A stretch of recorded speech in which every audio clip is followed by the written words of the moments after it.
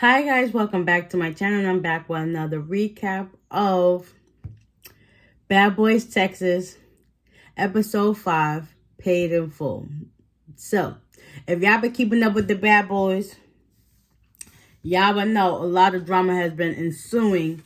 And it seems to me like Chef D is like the culprit behind it all. It's like not one episode has he been in and it wasn't a fight regarding him.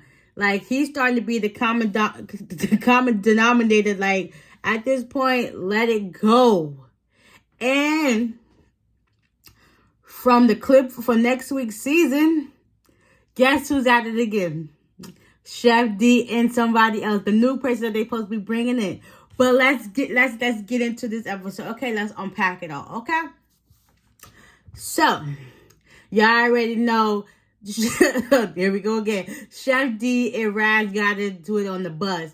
Come to find out, they end up pulling the bus over, and it's now Carry On, Raz B, and Chef D have a situation with supposedly Chef D offered to pay for the bottles and stuff like that for the club that they went to, and Raz B left, and Carry On and Orlando was still there. So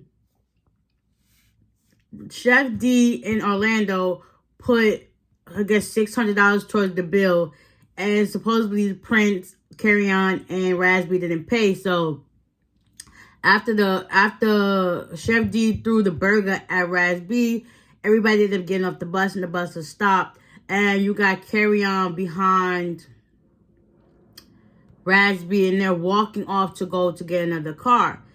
Chef D is still heated and stuff like that. And then at this time, everybody's off the bus, and Orlando's talking to Raz B, and Raz B was like, listen, if you wouldn't have said this, I was just trying to be the big brother to look out for you, so that way anything ensues, you be good.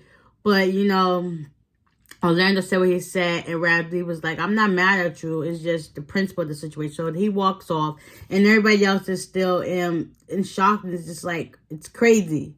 Because at this point, it's like they trying to get to Austin because it's a 4-hour drive, and these fights just keep going. It's like nobody's getting to the money, and y'all acting like a bunch of females. Like, get it together. Y'all supposed to be men. Fight it out and keep it moving, not y'all dragging it on and prolonging something that shouldn't have been that serious. But whatever.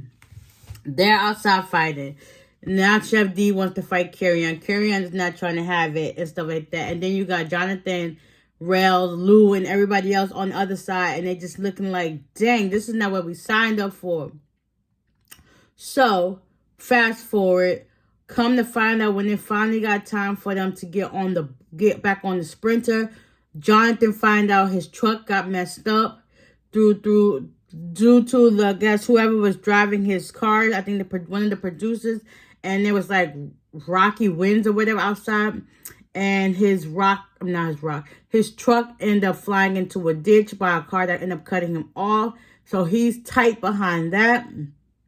Like, but he was calm about it, but he was tight. But like, listen, he worked so hard for that. And you know what's crazy? Because I actually follow him on Instagram, and I've seen his whole story, his journey, his progress, from him getting his truck to him getting his shop. It's like he worked hard for his hard-earned money.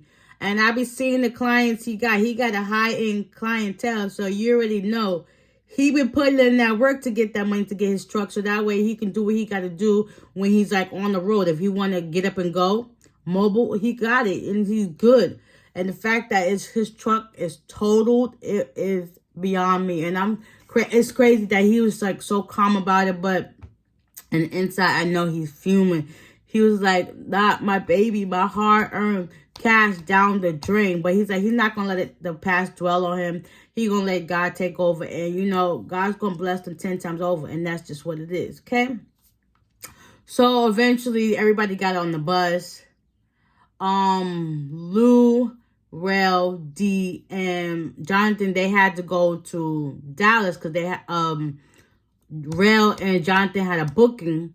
They get there 4 hours later. Mind you, it's now 3 o'clock in the morning. They done missed the whole event. Then you got promoters texting and calling Jonathan, talking about like he's trying to stiff them for their money, when that was not the case. But then once he said he's going to let them know about his truck. And, you know, that should, like, blow it over and whatnot. So, yeah.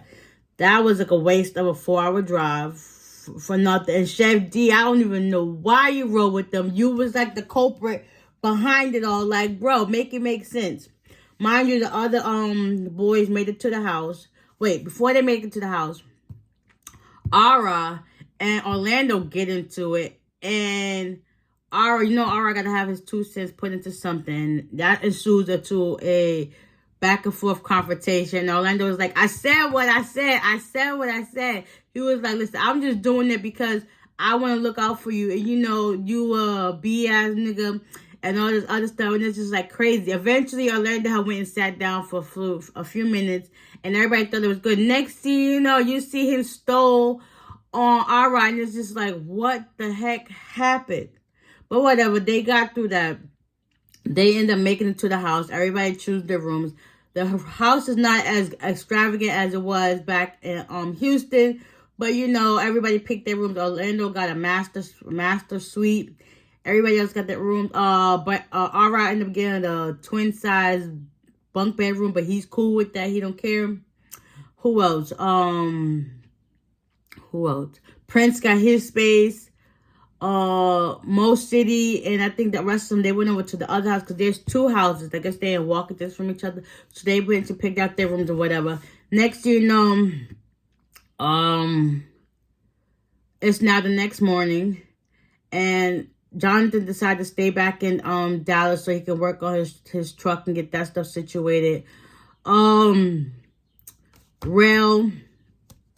Lou, and D, they head from the hotel to the house, and everybody goes in to pick their rooms. Rel's in the front of his room upstairs. So he gets in and he gets settled, and he gets a phone call from Natalie. Natalie lets him know that, listen, there's a replacement coming in the house. And I'm going to let everybody know, but I just want to let you know first. So they chopped it up for a few minutes, and after that was it. Lou found him a space. Chef D, the only one who didn't find a space, and they would let him know that, listen, there's a house on the other side that you could go find a room. So then they all decide to leave out that house to go to the next house. When they get outside, walking over, they see Mo, Prince, Carry On, and Raz chopping it up. And next you know, Chef D about to go back at it with Carry On, and they was making it seem like, and Raz was like, listen, I lived with him. I did season 1 with him. The last season, he got punched in the face and they do nothing about it. So when he see any opportunity, he's going to take a chance and run. So it's just like, dang, how you going to come back from now? One season, you get punched in the face. The second one, you got you scared running. It's like, what you going to do next? Like, come on. So now that's that. Chef D and Carry On getting back into it. And the new replacement comes. I guess Chef D know him, and then they start going at it too. It's just like, Chef D, you are the common denominator. Like, we gotta let you go. Like, you are messy. You got so much drama. It's like, bro, you worse than a female. How you been in the fight since day 1? Day 1? Like, what? Yes, he's been in it since day 1, man. I can't wait to see next week's episode. And supposedly they're supposed to be turning up to go out to the club. So hopefully all this fighting, you know, de-escalated and everything goes back to cordial. Jonathan finds out and gets his truck, you know, replaced and handled that situation, because that was a lot. I really felt bad for him. Like, his hard-earned work money went down the drain, literally down the drain. And I kind of feel like Orlando, he should have, I mean, he should have said what he said, but I feel like he should have said what he said once they got to Austin, because had they not had that whole confrontation, they probably would have been in Austin.